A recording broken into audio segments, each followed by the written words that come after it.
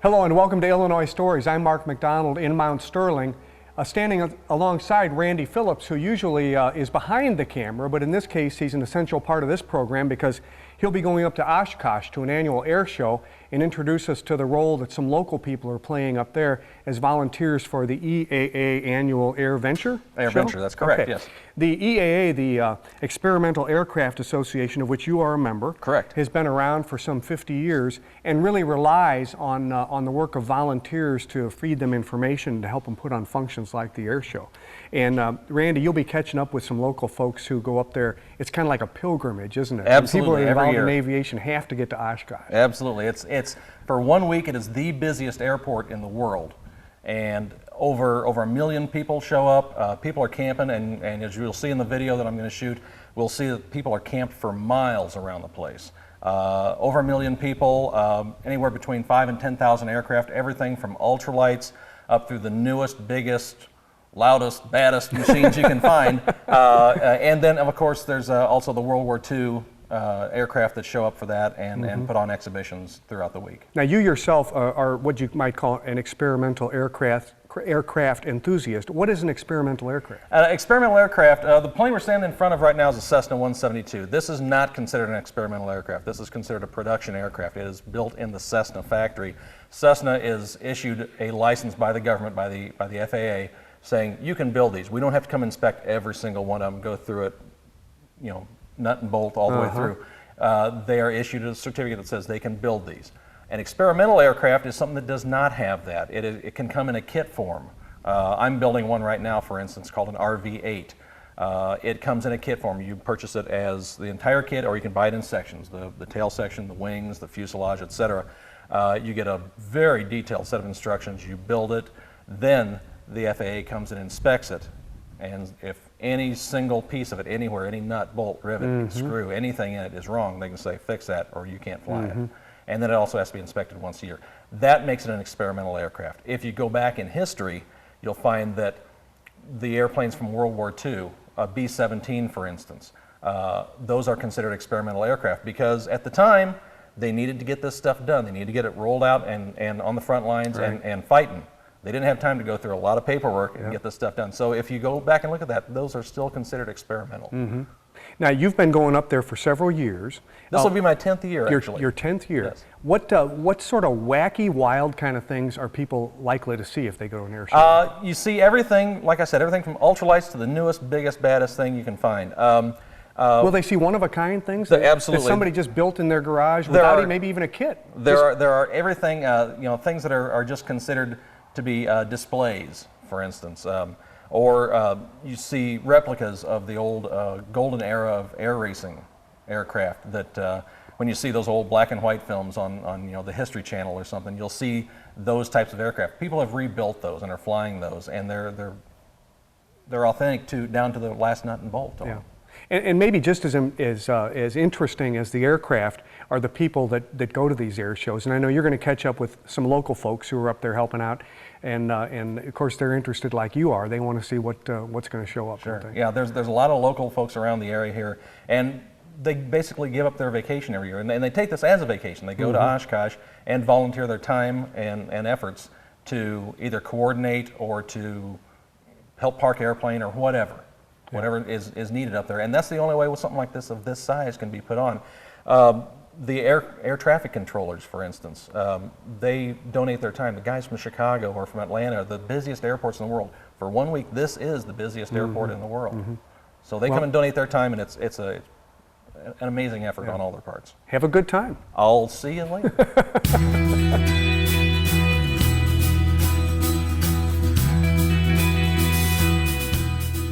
For personal reasons, my trip to OshKosh began from St. Louis on Thursday morning. It's about a 9-hour drive from St. Louis to OshKosh, so I stopped in the Rockford area for the night and arrived Friday morning at the home of the Experimental Aircraft Association and Air Venture 2004.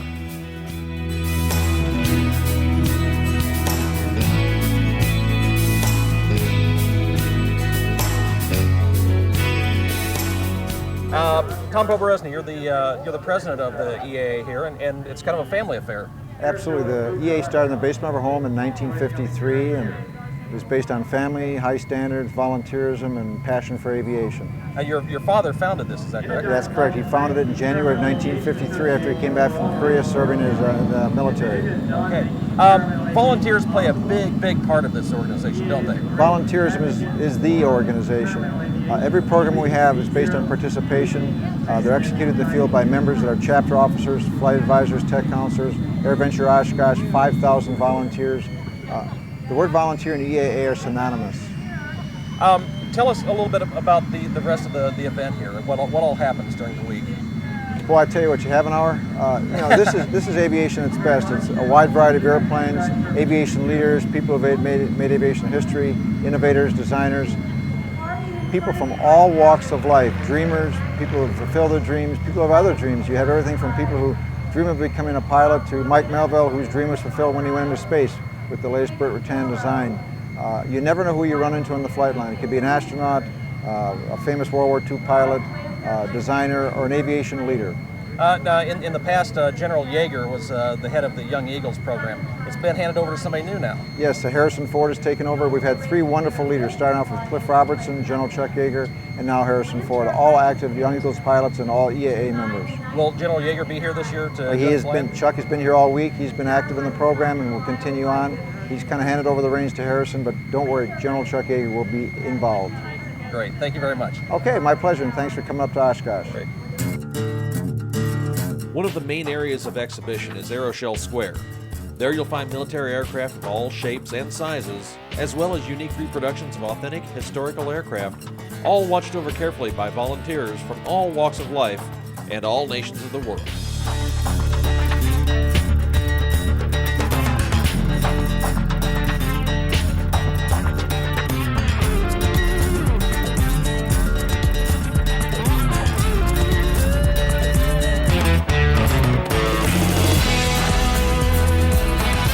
Pat Tortorigi, you are what with the EAA?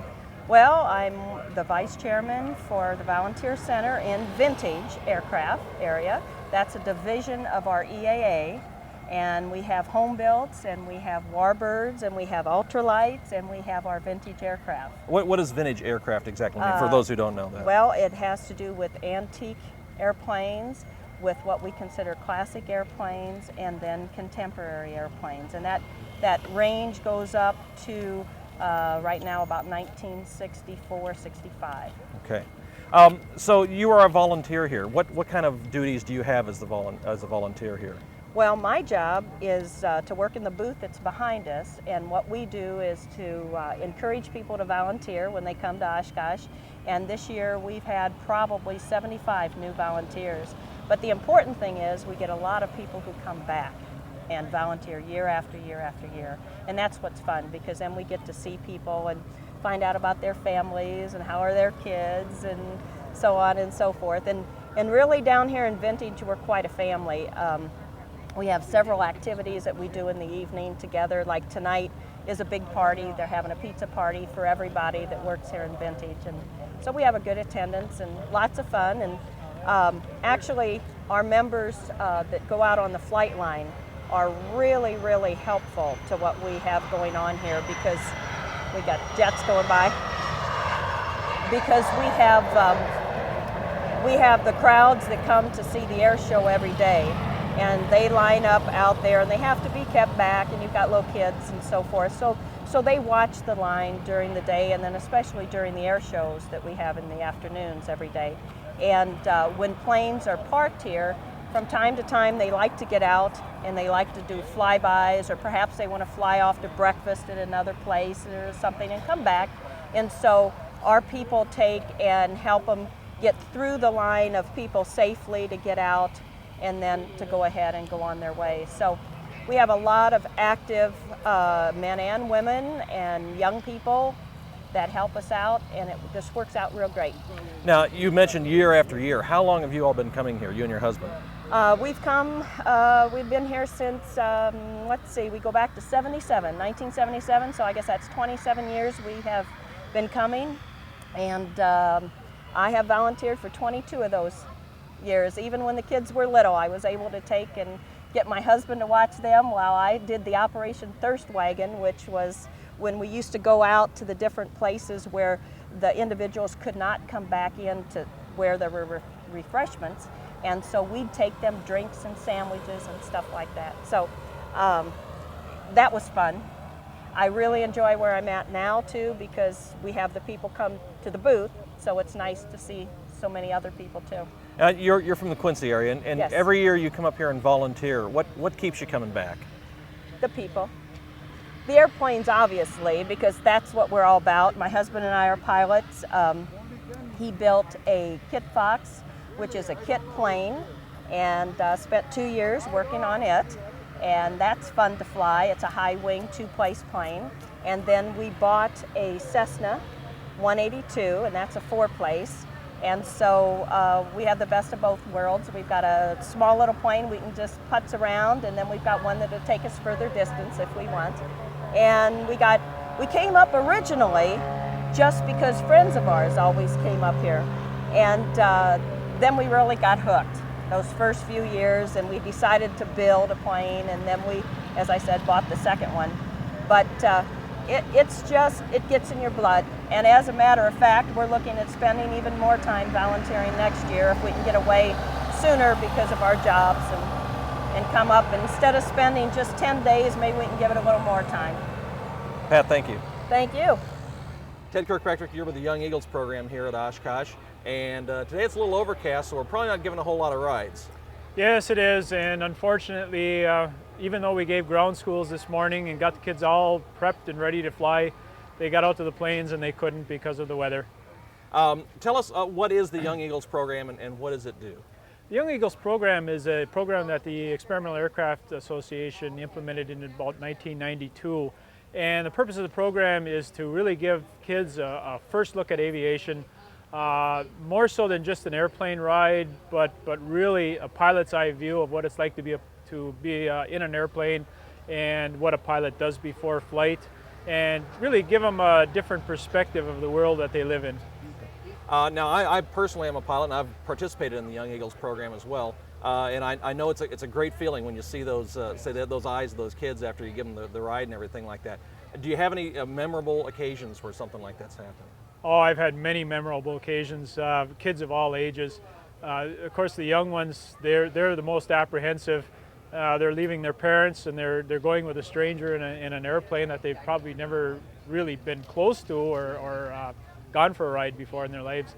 And so I've had some that really don't want to even leave the ramp area, and there's been a few that we've actually just gone and taxied around the ramp and came back without flying, and had them think about it a little bit more. And most of them have come back and taken a flight, but for the most part, the majority of the kids, they come back with a smile from ear to ear. What is the impact of the volunteer effort for this? Of course, the impact at OshKosh here, we're reaching kids and families from all over the world. I've personally spoken to families from Australia and Africa, and we're pushing this program. It's been just a terrific program. The people now are coming back, very, very appreciative of the efforts that the Young Eagles have made with their kids' lives. So. Now, previously the chairman of this was General Yeager, who was the first man to go past the sound barrier. You have a new chairman now. Yes, Harrison Ford, and I was privileged to see him at our leaders rally here, and I know the kids are really excited. It's been a terrific week.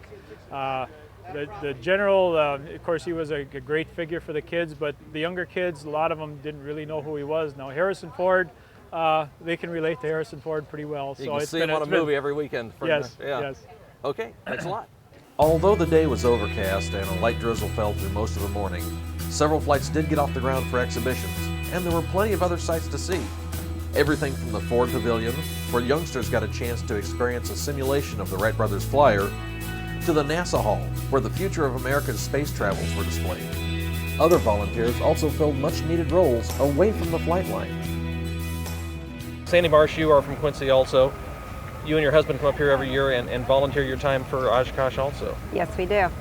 Tell us about what you do up here. Well, pre-convention, I go around with some ladies and gentlemen, and we give out drinks, cool drinks and cookies to the volunteers that are working to make this place come together. I also help setting up the exhibits that you see outside, marking off where they go and making sure the vendors need to get the things they have. Once convention starts, and I'm over here at the Activity Center where we have our craft tent, the hospitality pavilion, our airplane greeters, our flying cinema, and my major job over here too is to coordinate volunteers to make sure everything runs smoothly. So why is it that you decide to come up here every year? It's the people. I've made a lot of great friends, and it's the only place you can come and see so many friends in one place. It's just a big family reunion. Now you mentioned pre-convention. Tell us about getting here ahead of time, and how early are you here before the thing actually starts? We're here usually about a week to 10 days early. There's a lot of people that are here by the 1st of June. Everything you have seen here on the grounds is done by volunteers. All the grass is cut. The only thing, the tents go out by professional people. Chairs are washed, chairs are put up. There's just so many things that have to be done to make this to work. Fences, things mechanical have to be done. And there's a volunteer kitchen that the ladies work in to feed these volunteers. There's always something to be done. What does being a volunteer mean to you up here? Volunteer means sharing what little experience that I can do or help to make it easy, to make this place good, to keep the show running like it has for the last 50 years. Great, thank you. Thank you. All right, Dennis Lang, you are a volunteer, and you're from OshKosh, is that right? No, I'm from Fond du Lac, Wisconsin. Okay, close enough. Tell me about your job here at the Air Venture. Well, basically at the point here, we try to take the planes coming in from being handed off from the center over there, and we ring them out to check their end numbers to make sure that they're old enough to be parked in this area. Otherwise, we direct them around. We do a lot with crowd control at the air show and guiding the planes into the area over here where this is kind of a very select. When we park your plane up here, it's a very good-looking plane, like fresh out of the factory, paint job, well maintained, very rare, olders, in the contemporary classic area. We try to get some nice planes so people can see them with that wander around them. Now, obviously, we've got some older ones out here getting ready to take off right now, and those are going to be some of the stuff that's in the Warbird area down to the other end here. These are the Reno racers right now. Okay. They're going to put on a little race. Okay. And what is it that makes you want to come here every year and volunteer? Be around the airplanes. That's really it. I love being around an airplane that you don't get to see from the 1930s, the 1920s, and newer. It's very rare planes. Okay. And the people that come in from outside the area and volunteer at that, what is that? Does that make this possible? Yes, very possible. Keith Winship, you've been coming up here for how long? Since 1972. Okay. We were, when I say we, a friend of mine from Quincy, Illinois, where I was living then, and I were building a home built, and we come up here to look at some of the models that had already been built of it, and just to make things a little safer. And of course, it's very nice to come up here and see the show year after year, and very educational also. Right. And we're here in the campground, and this is your home for a week or so, isn't it? That's right. We stay here for the entire exhibition most of the time. We don't always stay all the time. In fact, we're going back tomorrow, but it's been raining here for a couple of days, and it doesn't look like it's going to clear up real good. So we're going to get on our way. Well, you've been a volunteer for quite a few years here also. What kind of activities did you volunteer for? On and off. I identified old airplanes. I guess you can see why that is, but at any rate, that, and I worked parking campers for 2 or 3 years, and about anything that needs doing, and you always have some good friends that help you with it, and it's a real nice way to spend a week. Well, now I've known you for quite a few years. I was a student of yours at one time. Right. And you've been an instructor. And tell us a little bit about your history in aviation. Well, I started flying for a living after learning to fly and getting commercial license and helicopter rating and so forth at Curry Flying Service in Galesburg, Illinois. And that took about a year. I also got a mechanic's license. And it's the only thing I've ever done for a living. I worked at it a little over 40 years and worked for manufacturing companies and a house building company in Houston and just about anyone that needed an airplane. I applied if I liked the looks of things. I changed jobs a few times, but the whole thing worked out well and I enjoyed my career very much. Well, Paul Walker, I was supposed to meet you up at OshKosh, but your duties as a corporate pilot kept you away this year. And so we're going to talk here in Quincy at your hangar where you're a corporate pilot out of. You have volunteered your time as an EAA flight advisor, correct? That is correct. And also as a FAA safety advisor. Tell us a little bit about, first of all, your duties as a corporate pilot in this plane behind us, and then let's talk about the EAA experience. Well, my duties as a corporate pilot include all aspects of flying the airplane, maintaining the airplane. I don't actually maintain it myself, but I oversee the maintenance of it, schedule it all in. Everything from helping keep the hangar clean, keeping the airplane clean, scheduling trips, passenger loads, taking care of motels, rental cars, everything encompassed with a trip, I help take care of. Okay. Now, you volunteer your time as an EAA flight advisor. What is an EAA flight advisor, first off? The EAA started a flight advisor program. What it is people that the EAA considers flight instructors, things like that, who have a little more time and experience flying airplanes, to help advise people who build home builts whether they should go get some more lessons or some more training before they attempt to fly their home built for the first time. There's quite a few of these home builts that are very high performance aircraft or just something a little different than what a person might be used to flying. And so they come to us and ask our opinion, and there's a regular format we go through with them to determine if they're qualified. It's not just my own personal opinion. We actually have a format we go through to determine if we feel they're qualified to fly that airplane. Well, you said a high performance. Tell us the difference between a regular performance aircraft and a high performance aircraft. Well, the FAA has a technical version of anything over 200 horsepower, and the gear retracts up and down. There can be other aspects of high performance as far as higher wing loadings, things like that. If a person's used to flying let's say a person's used to flying a two-place Piper Cub, and they build a high performance Lancer 4. Well, they're going from an airplane that cruises at 85 miles an hour to one that cruises at 350 miles an hour. So there's quite a bit of difference in performance, things and time, so there's things to consider. Okay.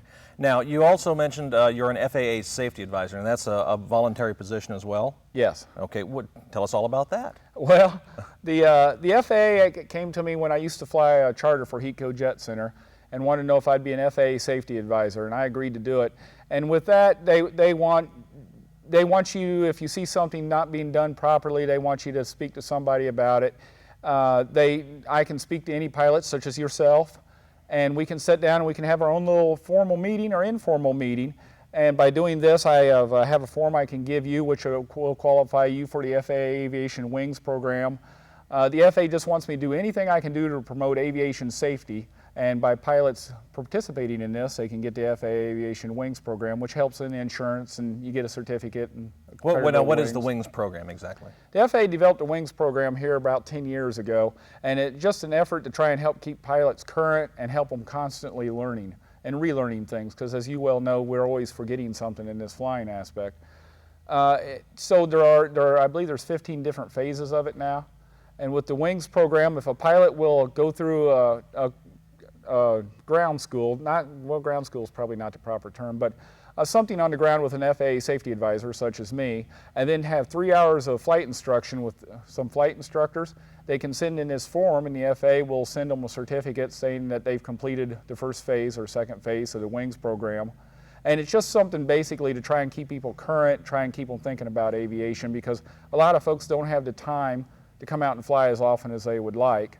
So their currency sort of lapses, and this just helps keep them current. So it's a continuing education. It's a continuing education to try and promote safety. Okay. Now, as far as the volunteering, what made you decide to volunteer for all this stuff?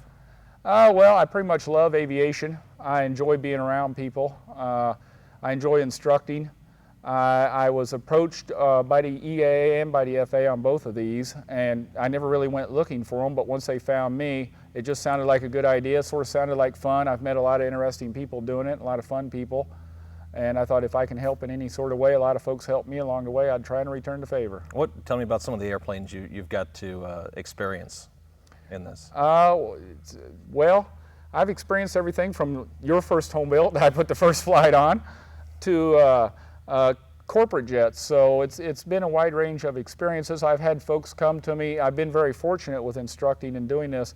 I've had folks come to me with airplanes that I've never been in before in my life, one similar to, but not in that one. And so I've been able to get in those airplanes and go fly them with those individuals that purchased these airplanes because of this. Paul, thank you very much. Thank you.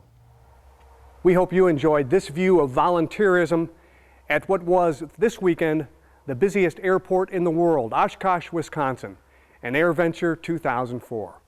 With another Illinois story in Mount Sterling, I'm Mark McDonald. Thanks for watching.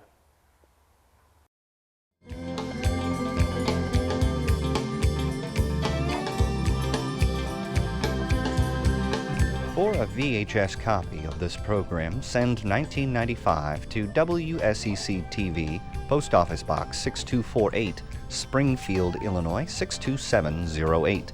Be sure to include the program title, the subject, and the date the program aired. You may also order with your credit card by calling 800-232-3605.